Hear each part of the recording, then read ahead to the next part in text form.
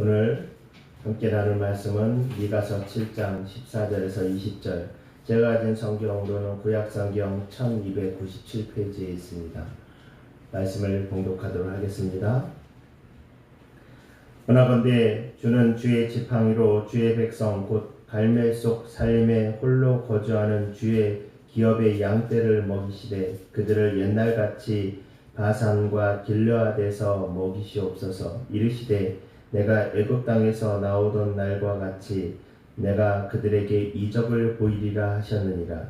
이르되 여러 나라가 보고 자기의 세력을 부끄러워하여 손으로 그 입을 막을 것이요 귀는 막힐 것이며 그들이 뱀처럼 티끌을 핥으며 땅에 기는 벌레처럼 떨며 그 좁은 구멍에서 나와서 두려워하며 우리 하나님 여호와께로 돌아와서 주로 말미암아 두려워하리이다.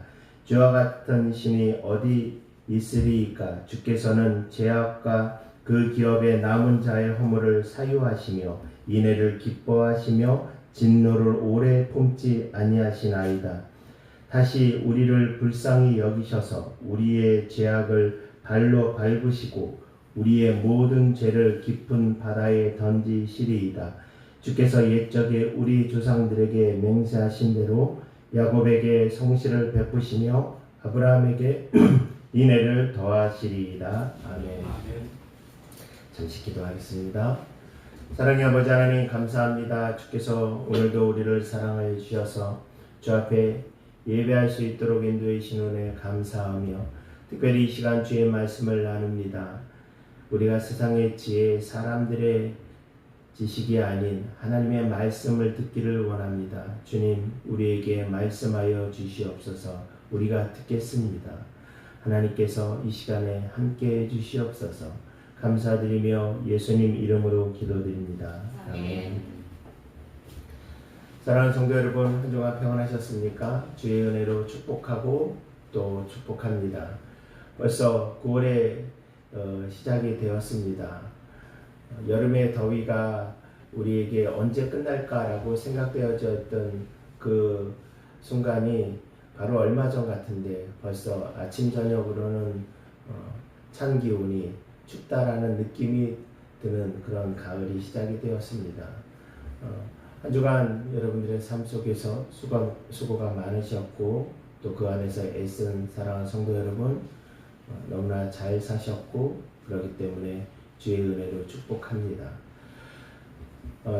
제가 지난주에 뉴스를 보는 가운데 우리 성도 여러분들도 보신 분이 계셨을 텐데 어떤 그 살인을 한 사람이 경찰에 잡혀서 들어가는 장면, 나중에 그 신상이 공개가 되어졌죠. 그런데 그 들어가는 가운데서 기자가 몇 가지 이제 질문을 하는데 그 장면을 보셨는지 모르겠는데 발로 뻥 차더라고요. 그 마이크를요. 그러면서 자기가 하나도 잘못하지 않은 양, 자기가 삶이 억울한 양 그렇게 이야기하는 것을 보고 마음이 아프기도 하고 답답하기도 하고 그런 생각이 들었습니다. 또 우리가 조금 시간이 지났지만 그 아동학대에 관해서 아동학대에 대해서 다시금 그 사람들이 생각하게 되어졌던 계기가 정인이라는 한 아이의 문제로 인해서 우리가 그 아동학대에 대해서 온 국민이 공분을 사고 또 많이 이렇게 생각을 하는 그런 시간이 되지 않았습니까? 그 응급실에서 그 아이를 담당했던 의사가 그런 얘기를 하더라고요.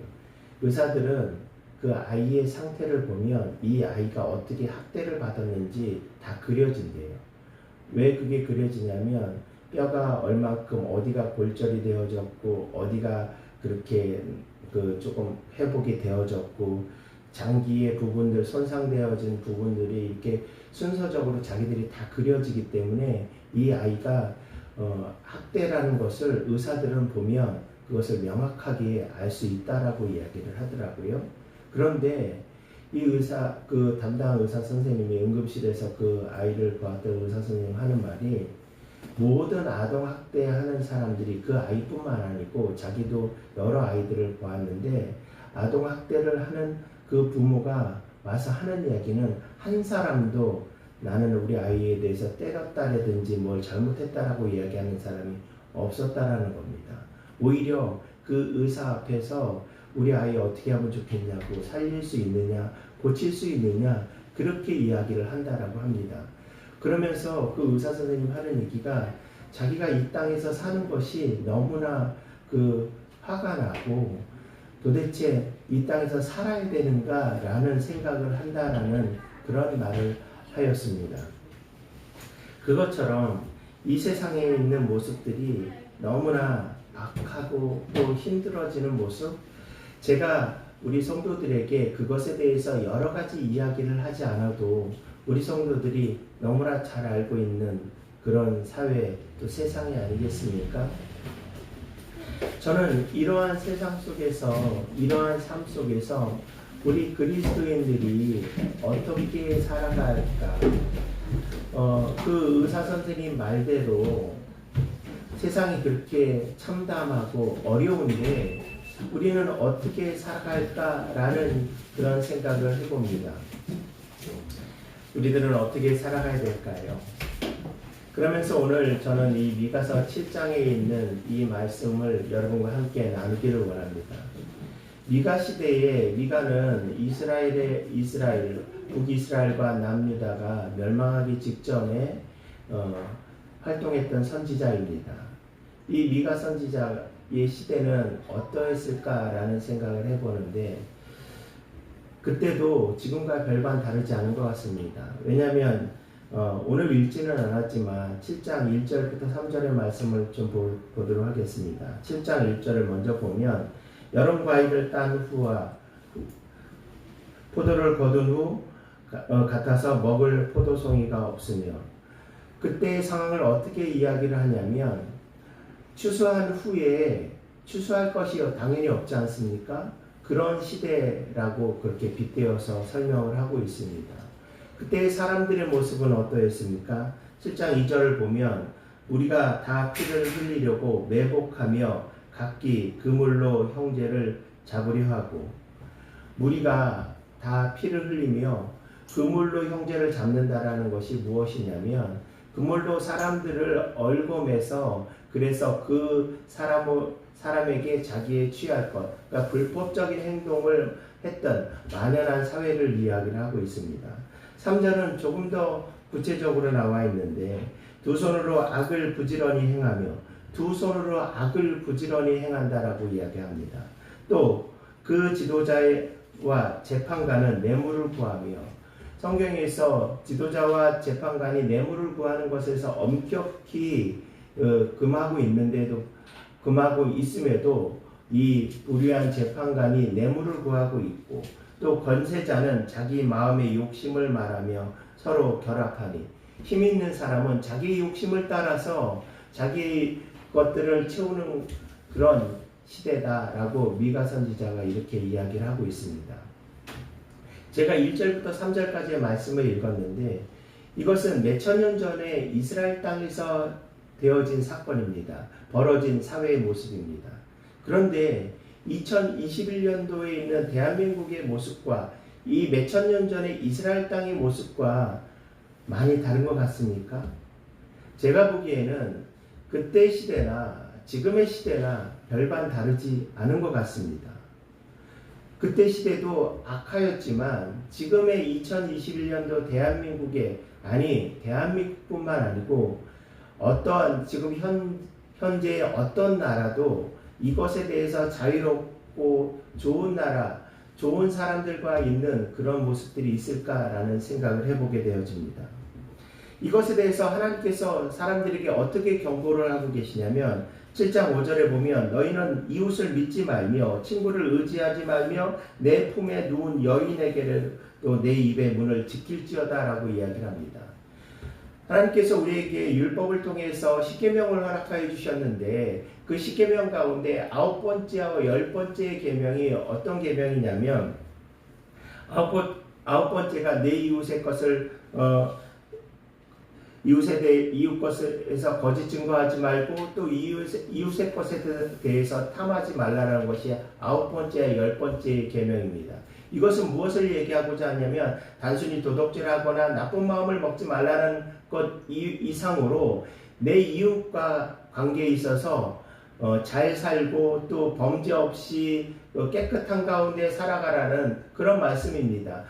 한마디로 얘기하면 이웃 사촌끼리 잘 살아가라는 말씀인데, 오늘 이 5절의 말씀은 뭐냐면 내 이웃과 이웃에 대해서 의지하지 말라라고 이야기합니다. 단절을 이야기합니다. 그런데 친구 이상으로 또 누구에게 얘기를 하고 있습니까? 내 품에 누운 연, 누구를 얘기합니까? 내 아내를 얘기하는 겁니다. 내 아내를 얘기하는데 내 아내하고도 내 아내에게라도 내 입의 문을 지킬지어다라고 얘기하는 거는 아무 얘기하지 말라는 얘기예요. 왜 그렇습니까? 믿지 못하니까 내 아내에게도 이야기하지 말라는 얘기입니다. 성경에서 아내에 대해서만 얘기 나왔으니까 남편은 괜찮다고 생각하십니까?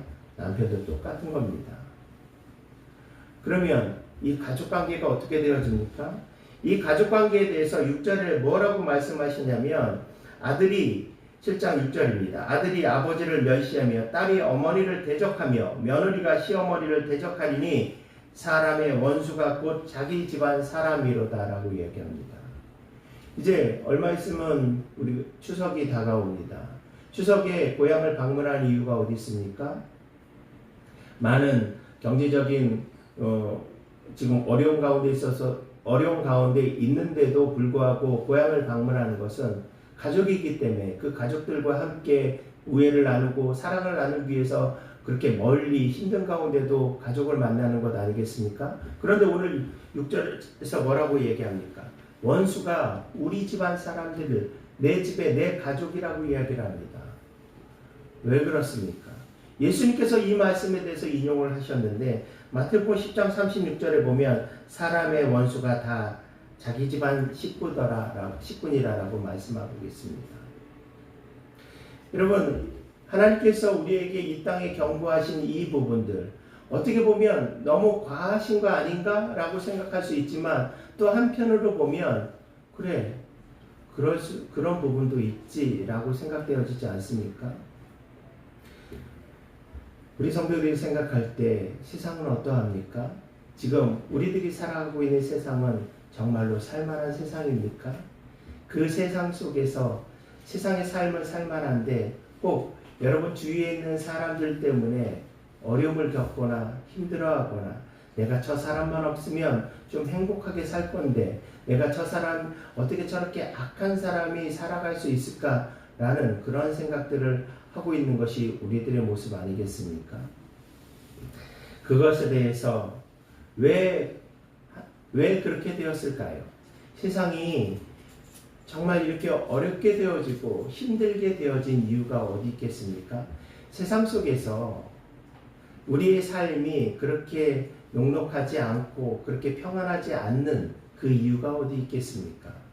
오늘 미가서 7장 4절에 이런 말씀이 있습니다. 그들의 가장 선한 자라도 가시 같고 가장 정직한 자라도 찔레 울타리보다 더하도다.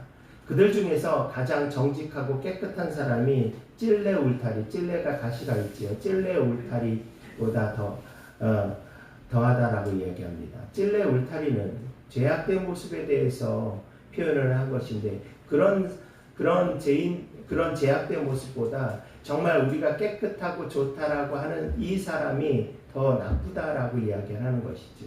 그 결과 어떠한 결과가 있었습니까? 창세기 3장 24절에 보면 이같이 하나님이 그 사람을 쫓아내시고 에덴 동산 동쪽에 그룹들과 두루 도는 칼을 두어 생명나무의 길을 지키게 하시니라. 이 말씀을 아시는 분들이 많으실 겁니다. 이것은 아담과 하와가 에덴 동산에서 죄를 짓고 난 다음에 하나님께서 아담과 하와를 에덴 동산에서 쫓아내시는 그 장면의 말씀입니다. 이들이 아담과 하와가 에덴 동산에서 우리가 알고 있는 유토피아적인 그 아무 어려움이 없고 고통이 없고 죽음이 없는 그 땅에서 아담과 하와가 쫓겨났던 가장 큰 이유가 어디 있었습니까? 그들의 죄악 때문에 그리 하였다라는 겁니다. 이 말씀을 로마서에서는 무엇이라고 얘기하냐면 로마서 3장 23절에 보면 모든 사람이 죄를 범하였으며 하나님의 영광에 이르지 못하더니라고 그렇게 말씀하고 있습니다. 한 사람도 예외 없이 모든 사람이 죄를 범하여서 하나님의 영광, 하나님께서 주신 그 평안함과 그 혜택을, 그 은혜를 누리지 못하는 그런 가운데 되었다라고 이야기합니다. 결국 다시 말씀드리면 이 땅이 처음부터 그렇게 어렵고 힘들고 괴롭고 답답했던 삶이 아니고 우리들의 죄악으로, 사람들의 죄로 인하여서 그렇게 세상이 되었다라고 하나님께서 우리에게 가르쳐 주시고 말씀하고 계십니다. 그러면 그런 세상 속에서 하나님께서 사람들에 대한 마음이 어떠하셨습니까? 너희들이 잘못한 거 아니야? 너희들이 책임져야지. 우리가 그렇게 이야기하지 않습니까? 네가 잘못한 거니까 네가 그것을 책임져야지. 당신이 그것에 대해서 그런 결과를 만들었으니까 당신이 책임져야 되는 것이라고 우리는 자주 이야기하지 않습니까? 그것은 무엇입니까? 그 사람의 어떤 행동에 대한 책임을 져야 된다는 것을 말하고 있지 않습니까? 그럼 하나님께서도 우리에게 그렇게 말씀하고 계실까요? 하나님께서도 우리가 잘못한 거니까 아담과 하와 이후에부터 모든 사람의 범죄함과 잘못함과 죄를 지음으로 인해서 우리의 삶이 이렇게 어려워지고 힘들어졌으니까 우리가 누구를 원망할 수 있겠고 우리가 하나님 앞에 어떻게 무엇을 바랄 수 있겠습니까? 하나님께서 우리에게 그렇게 말하신다면 우리는 하나님 앞에 아무 변명할 거나 아무 항변할 것이 없는 것이 우리의 모습 아니겠습니까? 그런데 하나님께서 우리에게 어떻게 말씀하시는지 아십니까? 오늘 읽은 본문에 보면 18절에 보면 주와 같은 신이 어디 있습니까? 주는 살아남은 주의 백성의 죄를 용서하시며 언제나 노하기만 하지 않으시고 주의 한결같은 사랑을 보이시기를 기뻐하는 분이십니다. 제가 우리 개역개정 성경이 아닌 현대어 성경을 인용을 하였습니다. 그 말씀이 우리에게 조금 더 이해가 쉬워서 그렇게 하였습니다. 하나님 같은 분이 어디 있습니까? 라고 미가 선지자가 이야기를 합니다. 하나님께서 우리를 그럼에도 불구하고 우리를 사랑하고 계시고 우리를 돌보시고 우리를 바라보고 계시다는 사실입니다. 그것에 대해서 두 가지 증명을 하고 있습니다. 18절에 보면 남은 자의 허물을 사유하시며라는 부분이 18절에 우리가 읽은 부분에 있는데 남은 자의 허물, 남은 자의 죄를 사유, 곧 주께서 하나님께서 그것을 가지신다라는 의미에서 사유하신다라고 되어 있는데 지금 우리가 쓰고 있는 개역개정 전에 개역 한글 성경에는 이것이 두 가지 단어로서 설명을 쓰고 있는데 새로운 번역에서 그냥 사유하신다라고 한 단어로 표현을 하고 있습니다. 제가 왜 이렇게 말씀을 드리냐면 히브리어로 나사와 아바르라는 말씀을 쓰고 있는데 이것이 우리에게 주신 의미가 있어서 그렇습니다. 먼저 이 나사라는 뜻은 죄를 용서하지는, 아바르라는 뜻도 죄를 용서한다는 뜻을 갖고 있습니다. 그런데 그 의미는 조금 다른 의미를 갖고 있습니다. 어떻게 그 뜻이 다르냐면 이 나사라는 뜻은 죄를 그냥 사면해 준다, 그냥 그걸 없이 해준다라는 의미를 갖고 있는데 이 아바르라는 의미는 뭐냐면 그 죄를 완전히 소멸시켜버린다는 의미를 갖고 있습니다. 그래서 조금 의미가 틀리죠. 결국 이것은 무엇을 말씀하고 있냐면 하나님께서 우리의 모든 죄악을 그냥 없는 걸로 쳐줄게, 그리고 한 번 더 강조해서 이것을 아예 불태워서 소멸시켜버린다는 의미를 갖고 있습니다. 왜 그러셔야 됩니까? 하나님께서 그럴 이유가 없는데 그러신 겁니다. 두 번째, 하나님께서 우리를 사랑하시는 증거가 있는데 19절에 보면 다시 우리를 불쌍히 여기사라는 말씀이 있습니다. 불쌍히 여긴다. 이 불쌍하다라는 이 말, 우리가 그냥 자주 쓰는 말 아니겠습니까? 그런데 이 불쌍하다라는 이 의미가 어떤 의미를 갖고 있냐면 우리 결혼하신 우리 여성도들은 아이를 낳아본 성도들은 다 알고 계시지만 아이를 낳을 때요, 그 아이가 쉽게 그냥 낳던가요? 그 아이를 왜 죽음을 무릅쓰고 그 아이를 낳죠? 그리고 그렇게 고통을 준 아이를 보며 화를 내시는 그 어머니가 있습니까? 왜 나를 이렇게 힘들게 했어? 라는 그런 엄마가 있습니까? 오히려 건강하게 잘 태어나줘서 고맙다고 눈물 흘리는 그 산모는 보았어도 제가 화를 내는 사람은 한 사람도 보지 못하였습니다. 바로 그런 의미가 바로 이 불쌍하다는 의미입니다. 하나님께서 마치 아이를 뱃속에서 잉태한 어머니가 아이에게 무조건적인 사랑을 하는 것처럼 하나님께서 우리를 그렇게 사랑해 주신다는 의미가 바로 이 불쌍하다는 의미에 속해 있습니다. 곧 하나님께서 우리에게 무엇이라고 말씀하시냐면 다 너희들이 책임이야. 너희들이 죄 때문에 이 세상이 이렇게 힘들어지고 어려워지고 다 너희들 때문에 그런 것이지만 그렇지만 내가 너희를 절대로 포기할 수 없어. 내가 너희를 너무나 사랑한다 라고 이렇게 말씀하시는 겁니다. 사랑하는 성도 여러분, 왜 하나님께서 이렇게 말씀하시냐면 다시 말씀드리자면 지금의 세상이 힘들고 어려운 부분이 명명백백하게 있습니다. 그러나 더 분명한 것은 무엇이냐면 하나님께서 우리를 이렇게 특별하게 우리 각 사람들을 사랑하고 계시다라는 사실입니다. 그렇기 때문에 하나님께서 우리에게 말씀하시는 것은 너희가 이제 돌아와서 나와 같이 함께 하기를 원한다라는 너희의 원래 모습대로 내가 너희에게 준 그 모습대로 행복하고 평안하게 살기를 원하시는 하나님의 마음, 하나님의 뜻이 있다라는 사실입니다. 사랑하는 성도 여러분, 오늘 읽은 성경 7장 15절에 보면 이러한 말씀이 있습니다. 이르시되 내가 애굽 땅에서 나오던 날과 같이 내가 그들에게 이적을 보이리라 하셨느니라. 이 말씀을 제가 현대인의 성경에 있는 내용을 다시 한번 읽겠습니다. 내가 너희를 이집트에서 인도에 낼 때처럼 너희에게 기적을 보이겠다. 우리에게 기적을 보이시겠다라고 말씀하십니다. 사랑하는 성도 여러분, 우리가 잘해서 기적을 보이시겠다고 말씀하신 것이 아닙니다. 우리가 무엇이 대단해서 우리에게 기적을 보이시겠다고 말씀하시는 것이 아닙니다. 그냥 아이를 낳는 어머니의 마음처럼 우리를 그냥 사랑하여 주셔서 우리에게 기적을 베푸시겠다고 말씀하십니다. 제가 처음에 말씀을 시작할 때 이 땅의 삶이 어렵다라고 말씀드렸습니다. 또 그 가운데 우리가 사람들 관계에 있어서 얼마나 많은 일들이 매일매일 벌어지고 있습니까? 그 가운데 즐거운 일도 물론 있겠지만 사실 많은 부분 가운데 어렵고 힘들고 고통스러운 부분들도 있습니다. 그러나 그 가운데서 우리가 낙담하고 좌절하지 않을 것은 무엇 때문에 그러냐면 우리를 사랑하신 이 땅을 창조하시고 우리를 만드신 하나님께서 우리를 포기하지 않으시고 우리를 인도하여 주시고 우리의 손을 꼭 잡아주신다는 사실입니다. 사랑하는 성도 여러분, 오늘도 주께서 우리의 손을 잡아주십니다. 그 손을 꼭 잡고 매일매일 살아가는 우리 성도들 되었으면 좋겠습니다. 눈물 날 때, 힘들 때, 답답할 때에 하나님의 손을 꼭 잡고 주를 바라보고 나가는 하나님의 사랑을 기억하는 우리 모든 성도들 되어지기를 간절히 소망합니다. 기도하겠습니다.